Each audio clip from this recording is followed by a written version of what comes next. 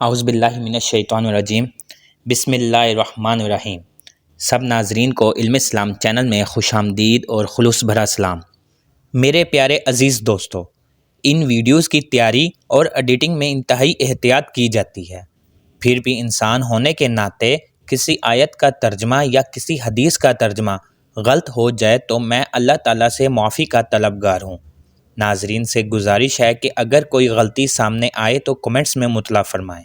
اب تلک یاد ہے قوموں کو حکایت ان کی، نقش ہے صف ہستی پہ صداقت ان کی۔ ناظرین، 711 عیسوی ایک ایسا سال جس نے تاریخ کا رخ موڑ دیا۔ شمالی افریقہ سے ایک بہادر مسلم سپہ سالار طارق بن زیاد اپنی فوج کے ساتھ اندلس، جو آج کل اسپین کے ساحلوں پر اترا۔ اس نے اپنی کشتیاں جلا کر اعلان کیا، پیچھے سمندر آگے دشمن، اب صرف فتح یا شہادت۔ اس تاریخی فتح نے یورپ میں اسلام کے سنہری دور کی بنیاد رکھی۔ لیکن یہ جنگ کیسے ہوئی؟ طارق بن زیاد نے کیسے ایک عظیم سلطنت کو زیر کیا؟ اور اندلس میں اسلامی حکمرانی نے دنیا کو کیسے بدلا؟ جاننے کے لیے ویڈیو کو آخر تک دیکھیں۔ میرے پیارے عزیز دوستو، جب طارق بن زیاد اپنی فوج کے ساتھ اسپین کے ساحل پر اترا تو اس نے اپنی کشتیاں سب کی سب جلا دیں اور اپنی فوج کو مشہور الفاظ میں مخاطب کیا: اے مسلمانوں، تمہارے پیچھے سمندر ہے اور آگے دشمن کی فوج۔ اب تمہارے پاس لڑنے اور فتح حاصل کرنے کے سوا کوئی راستہ نہیں۔ یہ خطبہ مسلمانوں میں جوش و جذبہ پیدا کرنے کا باعث بنا اور وہ پوری قوت سے جنگ کے لیے تیار ہو گئے۔ اس مقام کو آج جبل طارق کہا جاتا ہے۔ اندلس کی فتح اسلامی تاریخ کے اہم ترین واقعات میں سے ایک ہے، جس نے یورپ میں اسلام کی بنیاد رکھی۔ اس تاریخی کامیابی کا سہرا مسلم جرنیل طارق بن زیاد کے سر جاتا ہے، جنہوں نے 711 عیسوی میں اسپین اندلس کو فتح کیا اور ایک عظیم اسلامی سلطنت کی بنیاد رکھی۔ یہ فتح صرف ایک جنگی کامیابی نہیں تھی، بلکہ اس نے یورپی تہذیب اور علوم پر گہرا اثر ڈالا۔ میرے پیارے عزیز دوستو، اسلامی خلافت کے ابتدائی دور میں مسلمان عرب سے نکل کر مختلف خطوں میں فتوحات حاصل کر رہے تھے۔ شمالی افریقہ کی فتح کے بعد مسلمانوں کی نظریں یورپ پر تھیں، جہاں اندلس ایک نمایاں اور خوشحال علاقہ تھا۔ اس وقت اندلس پر گوتھک حکمران رادرک کی حکومت تھی، جو اپنی رعایا میں غیر مقبول تھا۔ مقامی لوگ، خصوصاً یہودی اور مظلوم عیسائی، اس کی حکمرانی سے ناخوش تھے اور مسلمانوں کو خوش آمدید کہنے کے لیے تیار تھے۔ ناظرین، طارق بن زیاد بربر نسل سے تعلق رکھنے والے مسلم سپہ سالار اور بنو امیہ کے جرنیل تھے، جنہوں نے 711 عیسوی میں ہسپانیہ اسپین میں عیسائی حکومت کا خاتمہ کر کے یورپ میں مسلم اقتدار کا آغاز کیا۔ انہیں اسپین کی تاریخ کے اہم ترین عسکری رہنماؤں میں سے ایک سمجھا جاتا ہے۔ شروع میں وہ اموی صوبے کے گورنر موسیٰ بن نصیر کے نائب تھے، جنہوں نے ہسپانیہ میں وزگوتھ بادشاہ کے مظالم سے تنگ عوام کے مطالبے پر طارق کو ہسپانیہ پر چڑھائی کا حکم دیا۔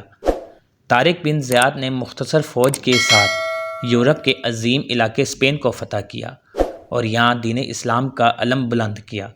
اسپین کی فتح اور یہاں پر اسلامی حکومت کا قیام ایک ایسا تاریخی واقعہ ہے جس نے یورپ کو سیاسی، معاشی اور ثقافتی پسماندگی سے نکال کر ایک نئی بصیرت عطا کی اور اس پر ناقابل فراموش اثرات مرتب کیے تھے۔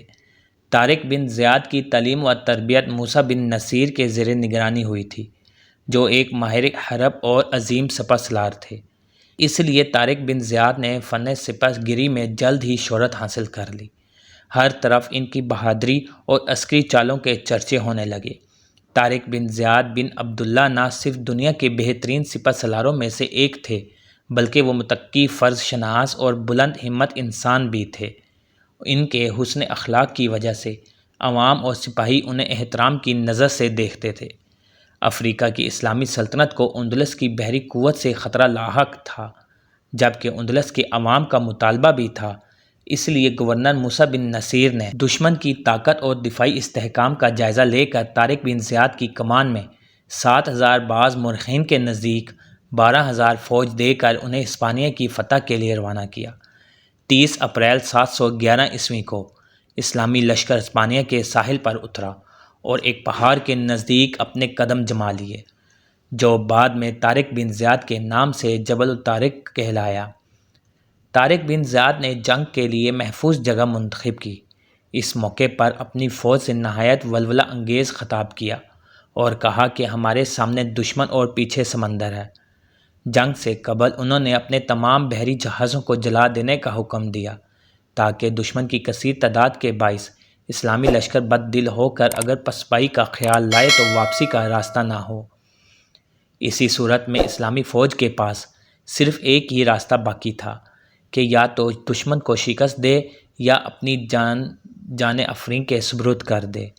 یہ ایک ایسی زبردست جنگی چال تھی کہ جس نے اپنی ہمت کی داد آنے والے عظیم سپہ سالاروں سے بھی پائی۔ 7,000 کے مختصر اسلامی لشکر نے پیش قدمی کی اور عیسائی حاکم کے 1,00,000 کے لشکر کا سامنا کیا۔ گھمسان کا رن پڑا۔ آخرکار دشمن فوج کو شکست ہوئی اور شہنشاہ راڈرک مارا گیا۔ بعض روایتوں کے مطابق وہ بھاگ نکلا تھا، جس کے انجام کا ابھی تک پتہ نہ چل سکا۔ اس اعتبار سے یہ جنگ فیصلہ کن تھی کہ اس کے بعد ہسپانوی فوج کبھی متحد ہو کر نہ لڑ سکی۔ فتح کے بعد طارق بن زیاد نے بغیر کسی مزاحمت کے دارالحکومت طلیطلہ پر قبضہ کر لیا۔ طارق بن زیاد کو ہسپانیہ کا گورنر بنا دیا گیا۔ طارق بن زیاد کی کامیابی کی خبر سن کر موسیٰ بن نصیر نے حکومت اپنے بیٹے عبداللہ کے سپرد کی اور خود طارق بن زیاد سے آ ملے۔ دونوں نے مل کر مزید کئی علاقے فتح کیے۔ ناظرین، اندلس میں مسلمانوں نے شاندار علمی، سائنسی اور ثقافتی ترقی کی۔ یہاں کی یونیورسٹیاں یورپ کے طلباء کے لیے علم کا مرکز بن گئی۔ مسلمانوں نے اندلس میں غیر مسلموں کے ساتھ رواداری برتی، جس کے باعث یہودی اور عیسائی بھی اسلامی حکومت میں خوشحال رہے۔ مسلمانوں کے علوم اور سائنسی ترقی نے یورپی نشاط ثانیہ کو متاثر کیا۔ عربی زبان کے علمی خزانے لاطینی زبان میں ترجمہ کیے گئے، جو بعد میں یورپ میں علمی ترقی کا باعث بنے۔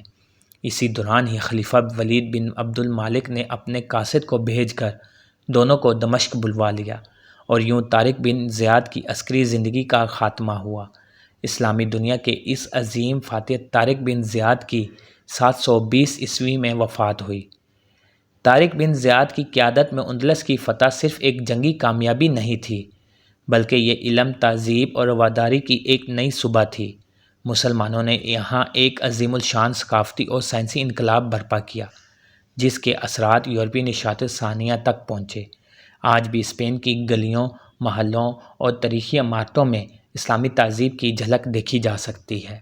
طارق بن زیاد کی بہادری اور دانش مندی ہمیں سکھاتی ہے کہ عزم، حوصلہ اور حکمت عملی تاریخ کے دائرے کو بدل سکتی ہے۔